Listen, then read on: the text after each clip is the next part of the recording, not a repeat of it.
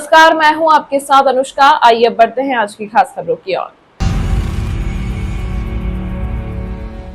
केंद्र सरकार के शिक्षा मंत्रालय द्वारा जारी किए गए कोचिंग संचालकों के लिए नए नियमों को लेकर उज्जैन विक्रम विश्वविद्यालय द्वारा संचालकों के साथ बैठक आयोजित कर नियमों का पालन करने की बात कही गई।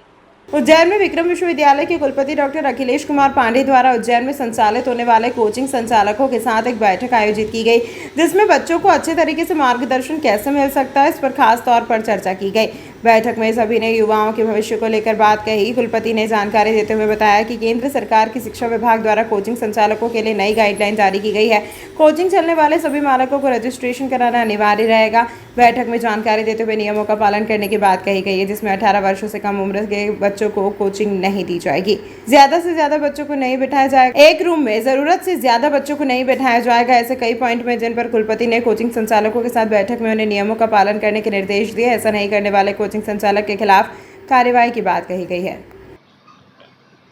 केंद्र सरकार के जो शिक्षा मंत्रालय है, उन्होंने एक जो कोचिंग चलती हैं, कोचिंग के रेगुलेशन के लिए एक रेगुलेशन बनाया है और सारे विश्वविद्यालयों को उसको भेजा है। तो आज जो है उसी के सिलसिले में जितने भी उज्जैन के हमारे माननीय संचालक लोग हैं, उनकी एक बैठक बुलाई है कि वो जो रेगुलेशन है वो कैसे इम्प्लीमेंट किया जाए। और उसमें मुख्य बात यह है कि जो बच्चे कोचिंग में पढ़ रहे हैं उनकी सुरक्षा से जुड़ी हुई जानकारियां हैं कि जैसे फायर की व्यवस्था है, कभी कोई आग लग जाती है। बहुत सारी कोचिंग ऐसी हैं जो कई मंजिला बिल्डिंगों में चलती हैं, तो वहाँ जैसे फायर है। और दूसरा ये है कि बच्चों में स्ट्रेस ऐसा देखा जा रहा है कि बाहर कई ऐसी घटनाएं घट रही हैं जहाँ बच्चों को बहुत स्ट्रेस है।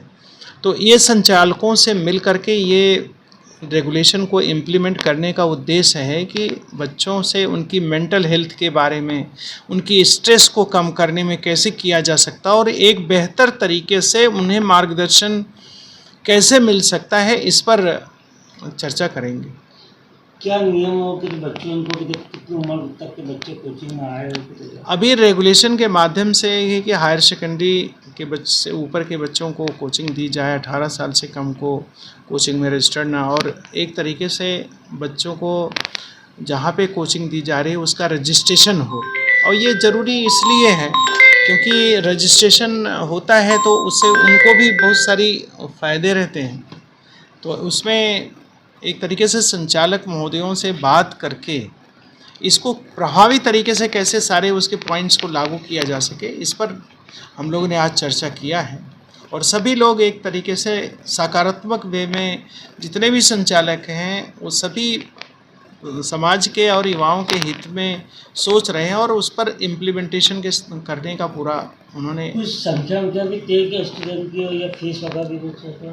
फीस है, फीस के बारे में भी रेगुलेशन में है कि सारे संचालक लोग इस पे तैयार हैं कि वो एक तरीके से जो मिनिमम फीस होगी जिसमें कि कोचिंग चल भी सके, टीचर्स को पेमेंट भी हो सके और खर्च भी निकल सके, उसके अनुसार वो लोग फीस का चार्ज करें। संख्या तो एक क्लासरूम रहता है जो 60 है, 100 है, जो उनका जैसी व्यवस्था बैठने की रहती है और उनकी प्रेजेंटेशन की व्यवस्था है, वैसा आश्वासन सारे हमारे संचालकों ने दिया है। इस अंक में फिलहाल इतना ही। अगले अंक में आपसे फिर होगी मुलाकात। तब तक के लिए नमस्कार।